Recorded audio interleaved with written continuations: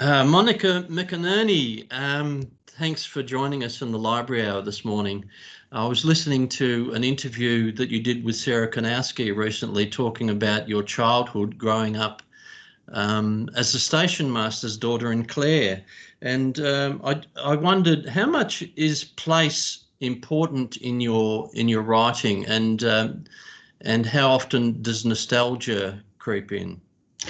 Place is really important for me, Steve, because I think probably because I was a country kid myself. I grew up in a family of 7 kids. Dad was the station master in the Clare Valley of South Australia. And that's where I started reading, and that's where I started thinking about stories, I think. And I was always really struck as a little kid. Like, that's when I read about snow-covered villages in England and the Mississippi, and I never read about small country towns like mine in South Australia. But I loved where I grew up, and I loved that I was a town kid and a bush kid. And I do think that's why I use a lot of the Clare Valley in my own books. I love setting my stories in country Australia, in familiar places to me. And I do think that's from my childhood of being really aware that where I grew up was a special place and it deserved a place in stories. Well, this story, it says on the back of the book, it's a moving and perceptive story about love, lies, hope and sorrow, about the families we are born into and the families we make for ourselves. And I think it's the latter kind of family that you're talking about in this book, that the people aren't actually related by blood. No, that's true. It's my new book, it's The Godmothers, and it is about, obviously, the godmother relationship with her goddaughter, that they are brought in very close together because Eliza, who's the 30-year-old main character, finds herself alone in the world and like all of us, needs support, needs friendship, needs love. And her godmothers have supplied that for many years because tragically she's lost her mother at a young age and doesn't know who her father is. And again, to go back, I think because I grew up in a big, loving, rowdy family, it made me very aware of people who didn't have that kind of support and solidity that I had, and I think that's why I'm so drawn to writing about different sorts of fractured families, actually, and the different ways that we all as humans go and search for the connections that we need. And I read a review of The Godmothers on Chick Lit. Do you accept the chick lit as a legitimate term to describe your genre? No, I think that's really an offensive word, actually, and it's not one I'd ever use myself. I would never call another woman a chick. So I think I write fiction, actually, and just leave it at that. I think sometimes genre categorizing can kind of do damage to readers and to writers, really. So it became a kind of a marketing term, I think, but it's actually gone out of fashion pretty much, and I think every writer is happy about that. It's quite difficult for female writers, for women writers, to be given the same sense of seriousness that a lot of male writers get without. It just kind of comes with their territory, and sometimes we have to fight it. That our stories are valid, and yeah. So I'm always very wary. And if I talk to other writers and they describe their work as chick lit or that kind of just almost a throwaway term, I'm always quite careful to say, no, don't. You write fiction. You don't need to categorize it or belittle it. But do you see yourself as writing for a predominantly female readership? I mean, all the men in this story, the godmothers, are fairly minor characters. In fact, I don't think there is a male that sort of comes into the story until about page 60 when we meet the child Sullivan. In this book, because it's a story, like it is called The Godmothers, and that's what the novel's about. But certainly, I mean, this is my 13th book, and I've had many of my other earlier books have male lead characters who are holding their own. Pardon me, in the story. As I said, I write. It's mostly, yes, it is. I think it's probably 95% of my readers are women. But interestingly, studies show that it is mostly women that read fiction. And that's not something that I think about, very, when I start to write a book, I go, oh, this is only for women, so I'm only going to write about women.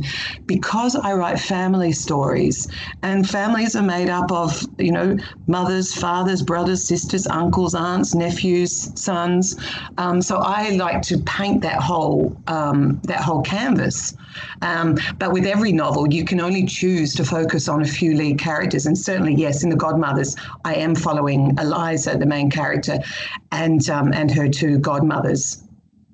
Well, I will say, as a male reader, I enjoyed the book very much, although it's not, as you say, it's predominantly women who read fiction, and I can bear that out from my experience in the library, that there's a clear pattern there of what men and women read. I always think that's a bit of a shame, actually, Steve, because I know so many, and so many men who love their families and care about their children and their wives and interested in their lives, and I think more and more men are feeling that it's all right to look into your own lives a little bit more, in a way that as humans, there is this divide sometimes, that women are the emotional ones and men just have to be, the strong, silent types, and that doesn't do anybody any favors. We all know the high rate of male suicide in Australia, which is shocking. I wrote a novel called Hello from the Gillespies that had a lead character, Nick Gillespie, who's runs an outback sheep farm, and he's had very, very rough few years in terms of drought and difficulties, and is suffering from depression, and that's a really live wire situation in the rural community.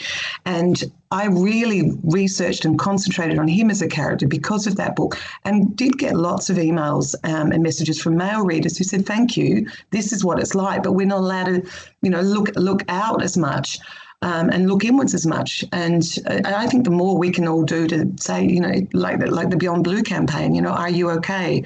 I think it's important.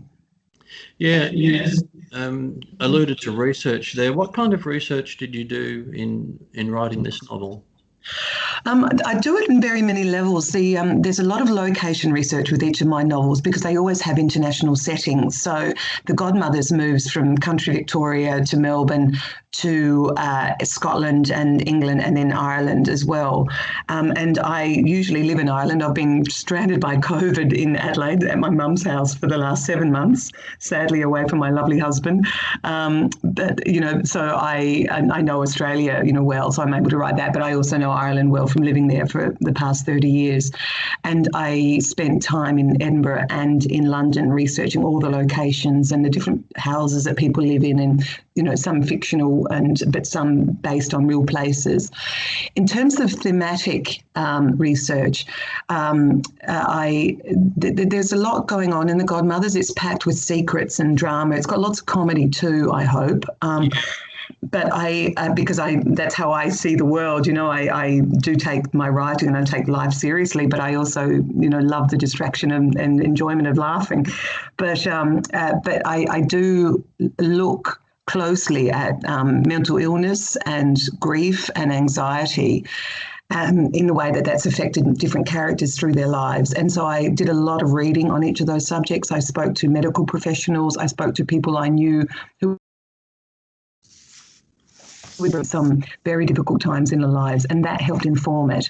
And then just on a more practical sense, there's the section of the book is set in a boutique hotel in Edinburgh, and I talked to boutique hotel managers. I talked to people in the airline industry because one of the characters is an unaccompanied minor on a long flight, and I was really interested what happens to a kid, in that circumstance. So everywhere I can, I make sure I get all the facts right. Yeah. So, you mentioned that your books often involve international references. And this one, we go from Australia to Edinburgh and to Ireland. I wondered, what's the formula for developing a storyline, and what are the main ingredients as you see them? Is glamour part of the mix when you create your fictional world? I guess I probably wouldn't use the word formula because I don't plot my books out in advance, Steve. Each one of mine, I describe them as, I think I mentioned, family comedy dramas, even though this one really is a family mystery, I think, more than anything. But with each of my books, I think because throughout my life, I've moved a lot. Like I grew up in a really small town in Clare. I went to Adelaide when I was age 16 and worked there for a few years. And I went to London as a 19-year-old, supposedly for 3 weeks, but stayed for nearly 3 years. And I've lived, all around the place in Sydney, in Tasmania, in Melbourne, and travelled a lot. And I am very conscious of what travel can do to you as a human, the way it can set up anticipation and trepidation and the sense of adventure, but also the fact that you take yourself with you wherever you go. And because my books are studies in human behavior, I suppose. I mean, I want them to be really entertaining page turners, but I like to climb right inside families or groups of people to work out what makes them tick and how big events in their lives shapes them and changes them and how they get through tough times. And for me, whipping people out of their day-to-day lives and pushing them into unexpected new cities or countries or environments opens the characters up to all sorts of unusual things happening. So for me, it's about that actually, rather than and my characters don't tend to go off to Paris and work in fashion industry or have those kind of glamorous experiences. They find themselves working in pubs, or they find themselves doing all sorts of smaller jobs, but which are equally as important. So for me, it's really how travel shapes people, I think. Well, that's true. That's certainly true of Eliza, the main character who is taken out of her comfort zone, and it's very much about discovery. But coming back to the notion of glamour, the characters of Olivia and Maxie, one the proprietress of a very posh hotel, the other one a soapy star. I would have thought they're fairly glamorous roles. I guess they are from the outside, but what I've done very carefully, I think, in the Godmothers is shown that it's actually as much about how their lives are going, because Olivia, yes, certainly on the outside, it looks glamorous that she's got, she works in this beautiful boutique hotel in Edinburgh, but Olivia is brokenhearted because the husband that she loved has been diagnosed early with dementia. And what interests me about her character, and in fact, I think looking back at all my books, I'm really interested in behind the scenes. Like behind the scenes in this boutique hotel, if you walk in and you're staying in this place and it all looks very hushed and, beautiful artwork and glamour, sleek staff.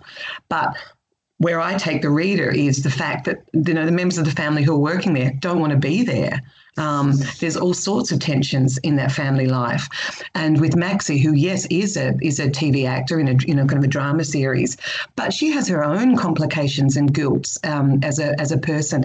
And I think that's what I love to write about, that, we all have our public face, but it's what's really going on, what's going on in our lives as humans, not as our the glossy side. That's what intrigues me as a writer, and that's what I've tried to put as much as I can in this novel.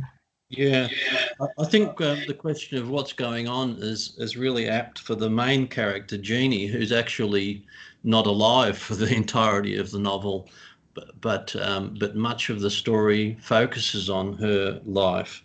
And she grounded the novel for me.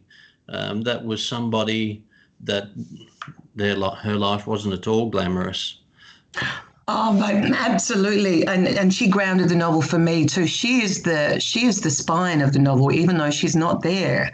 The book is her story, and it's a sad story, and it's a complicated story, and it's a story of friendship because it's about Jeannie, Eliza's mother, who has had very many difficulties in terms of mental health and addiction, and but trying so hard to be the best mother to the daughter that she loves, but makes some very bad decisions along the way. And it's a book about friendship. It's a book about the difficulties of friendship too. That the two godmothers, Eliza and Maxie, who were Jeannie's best friends since they met at boarding school, they're trying so hard to cope with her throughout. There's flashbacks in the book about what it was like when Jeannie slowly started to go off the rails. And I'm very interested in that as well, the complications of friendship, when sometimes it would be easy to step away from difficult friends, but also, how do you stick it? How do you stay the road? So yeah, it's lots of themes I think I wanted to explore. Just for listeners, I wanted to ask you a question about the mechanics of writing a novel. And I know some of the listeners are in writing clubs themselves. Do you think of your characters in terms of, protagonist, antagonist, love interest, and so on? I'm probably the worst person to ask that question because I've never done a writing course. I learned everything about being a writer from being a reader. And so when I start writing each of my books, I don't plot them out. I don't sit down and go, okay, that's my protagonist, and this is going to be the character arcs, and this is going to be the plot points and all that kind of stuff. I've sat in on writing courses and I've taught a few, but in terms of deconstructing a novel in that kind of way is not the way I write. I write really instinctively and very emotionally, and that's how I read as well. I read, voraciously. Still, I have since I was 4 years old. I probably still read 2 books a week, and I've learned to be an instinctive storyteller in terms of, as a reader, I want to follow somebody through that story. I want to know who's going to take me by the hand, whether sometimes I don't like what's going on in their lives. And I read all genres. I read family dramas like I write, I read thrillers, I read literary fiction, I read children's fiction. But with each of the stories, and it's like the ancient oral storytelling that I'm very familiar with from living in Ireland, where that's a work of art. But, when you're being told a story, when somebody invites you in to share what's been happening in their imagination, and they say, come with me and I'll tell you this person's story. So that tells me instinctively, this is who we're going to follow. And then I ask, who's around that person? Who matters to that character, and I populate their lives with other characters. Then who do they brush up against that they didn't expect that they would, but are going to have an impact on their lives? And in this case, in the Godmothers, Eliza, certainly it's about her mother. And her 2 godmothers, but it's also about, like a young boy called Sullivan, 11-year-old that she meets on the plane, a terrible woman, selfish, foul-mouthed woman who's a guest in the hotel, has a big impact on her as well. And so I do it instinctively, Steve, rather than, plotting it out, because as I said, I don't plot them. I literally make up my novels as I go along for the first draft. Then I do many, many drafts, probably 10 drafts of each of my books once I've got the story that has been purely made up. And then I go back and then I shape and I cut and I shift scenes and I really, really fine tune. But I'm an instinctive writer to begin with. But those sort of plot points, you don't divulge the answer to the secret that the novel revolves around, concerning who is Eliza's father. You don't divulge that until the end of the story, and then there's one other surprise too, which I won't give away. Thank you. But you surely you must kind of think, well, I've got to stretch the dramatic tension right to the end, so this is how I'm going to structure the plot? No, oddly enough, with this novel, when I started it, I knew it was about friendship. What I wanted it to be was about like young women who became friends and then following them through to adulthood. And with me when I'm writing, and every writer, it's a what if question that you ask yourself again and again. I thought, right, okay, what if one of those three friends is really troubled? What if she falls pregnant as a young woman and decides to keep the baby? And what if she decides to ask her two best friends to be the godmothers? And then what if something terrible happens? What happens to that young girl? What would she grow up at? Would she go in search of her father? Yes, I think she would. And people find this quite amazing that they don't know, but as I wrote, I didn't know who her father was either. I followed really a kind of a path that, what if she went to Edinburgh and she started asking questions? What might she find out? What, all the little steps. So I'm probably almost just a couple of steps behind with the writing each time. So, but at the start of this book, I had no idea about all those surprises that come up in the book. I was taken by surprise too. And I do know that sounds strange. Like I have a friend in Ireland, a really good friend of mine who's a writer, called Sinead Moriarty, and she plots her books completely before she starts writing. Like she knows what's going to happen in every single chapter and does a chapter breakdown, and I don't. And she and I meet to talk about writing and the author lives, and she'll say to me, how can you write your novel when you don't know what's going to happen?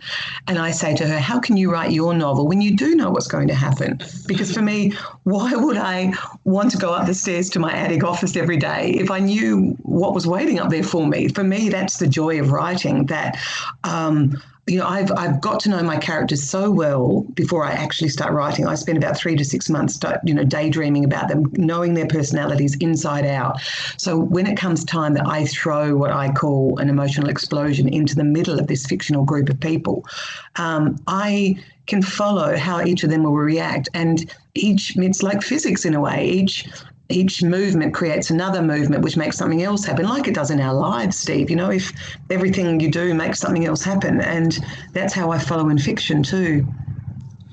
Well, hopefully talking about the various elements of your novel has given listeners some idea of what it's about and curiosity to come and pick it up and read the book. I think it was a great read. I very much enjoyed it, Monica, and I hope that you get out of the lockdown situation soon and can get back to Ireland to your partner. Thank you, Steve. Yeah, there's a novel or two in this year for everybody, isn't there, I think? So I'm glad you enjoyed it. Thanks so much and for your great questions.